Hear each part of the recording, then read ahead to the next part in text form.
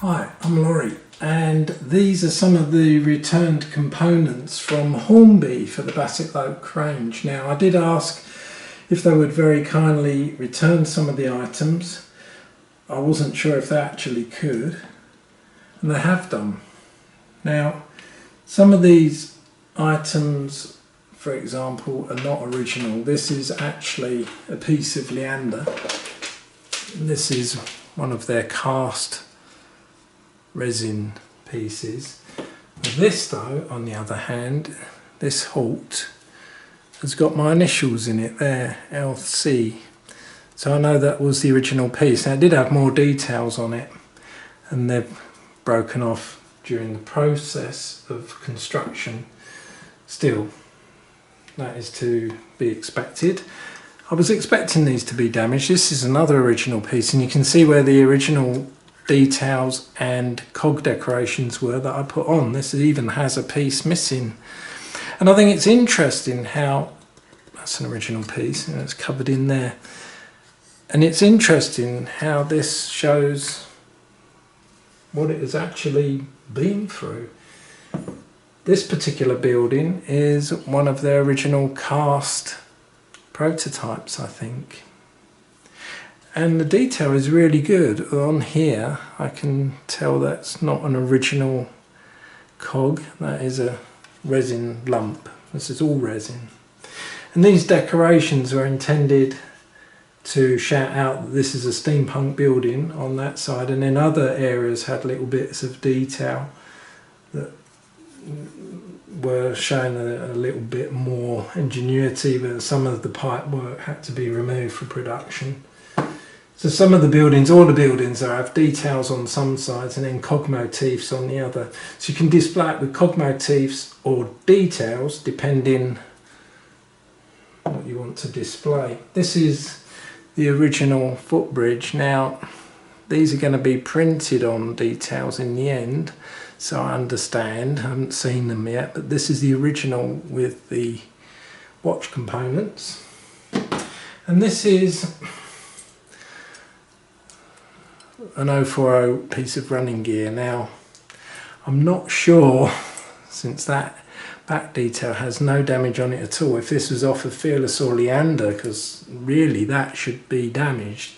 I had components stuck on there, and therefore I'm not sure if this is even off of Fearless or Leander.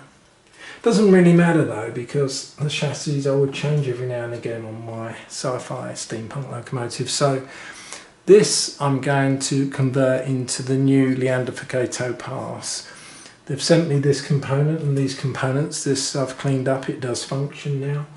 And so I'm going to modify this slightly, and this will replace the Leander that I sent off. It's slightly different to the ones that you purchase.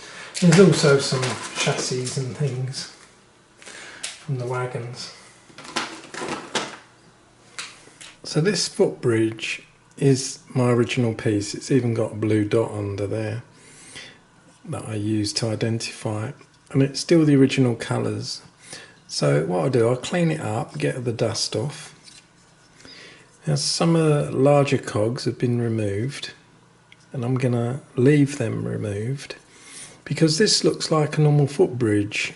There was a clock mechanism there, and that's gone as well. So I'm going to leave that gone, and I'm going to leave this now as a normal footbridge.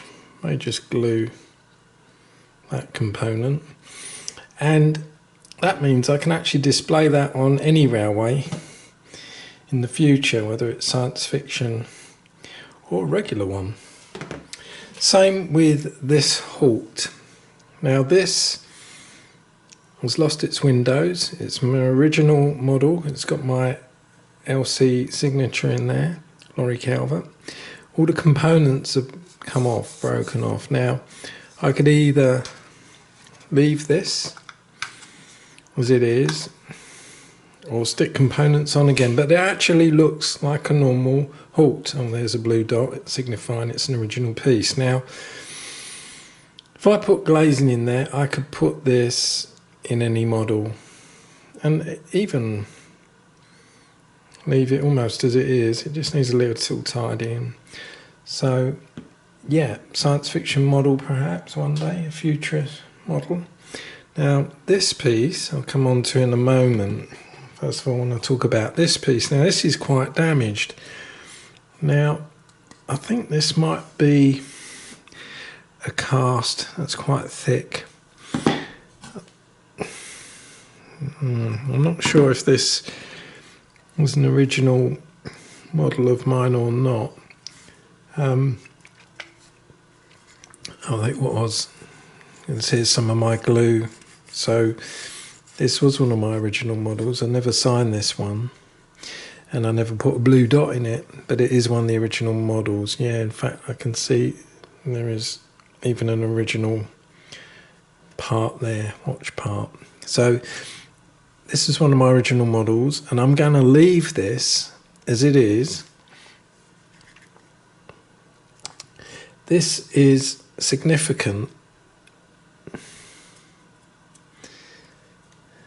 in that it shows part of the production process. Now I think that cog is a resin cog though. I'm not sure. It shows part of the production process and the damage that some of these models go through during the production process. I'm going to leave that. That is historically important as it is. And this building looks to me like a first production prototype, a first casting from the mould. And it's not one of my originals. There's none of the original things in there. And also if I look here, this is not an original cog. You can see the resin colour around the cog. So this has been painted roughly a sort of early pre-production model without glazing to demonstrate how it's going to look in the end, how close the colours match to my original colours, which I have to say is extremely close. And that is an original colour, and that was the after colour, very close.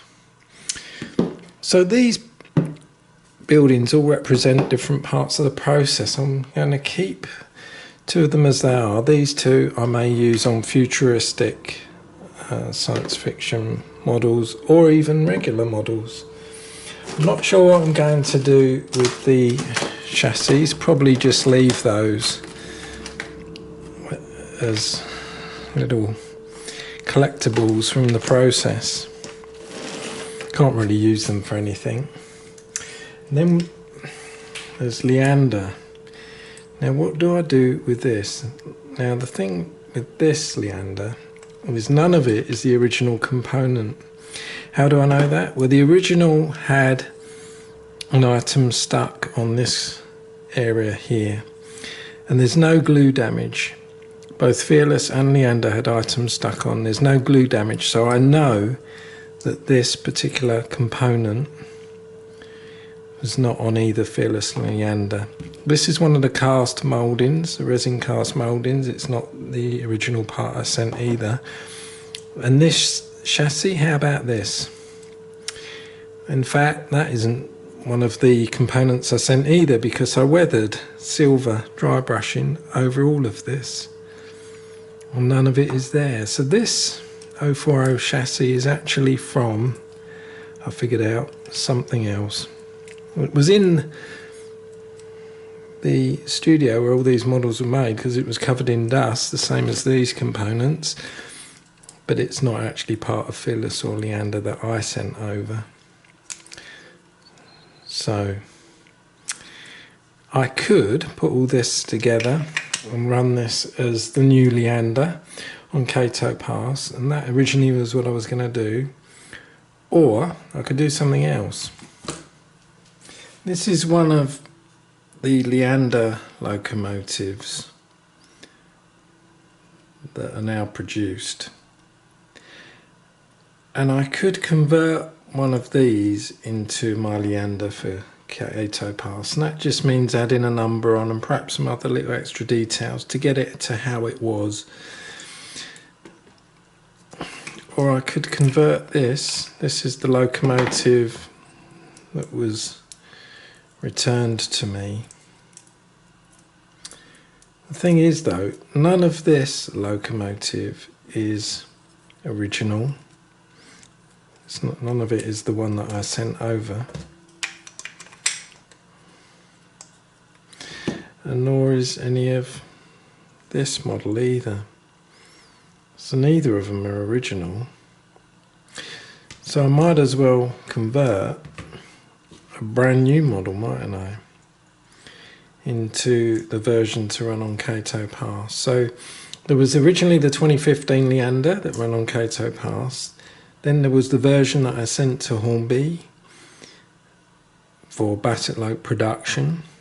Then that was converted. They filled in some of the pipes and details to make the moulding process easier. And that was the third version of Leander, which is now produced here. And then I'm going to make a fourth version of Leander from one of these, getting it nearer to the 2015 model. And so that's my plan. I'm now going to convert one of these engines. Now some people might say, isn't it going to break your heart to see these models like this?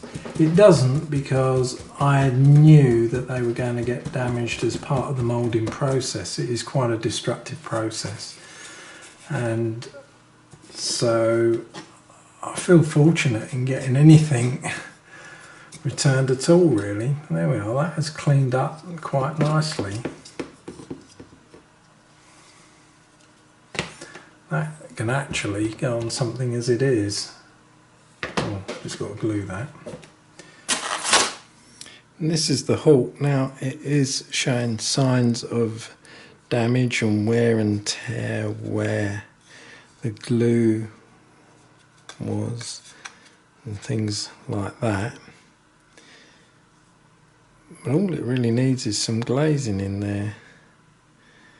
And so what I might do with this one is put it on a future layout, perhaps a future science fiction layout, and add things to it then. But I'll keep these colours and the weathering and damage as it is, because that is kind of historic. And on the same layout I may well put this footbridge, which actually looks pretty good and pretty intact, and again is historically important. So those two items, let's put them in Shopmore, have a place on future layouts, I think. And that's quite exciting as they are. And then I'll get a Leander model from the actual range and detail that up as Leander Mk4, and that will go on Cato Pass. So it's nice in a way that the original Leander has evolved into this steampunk Bassett-Lowke model, and now it will end up on Cato Pass, sort of gone full cycle like.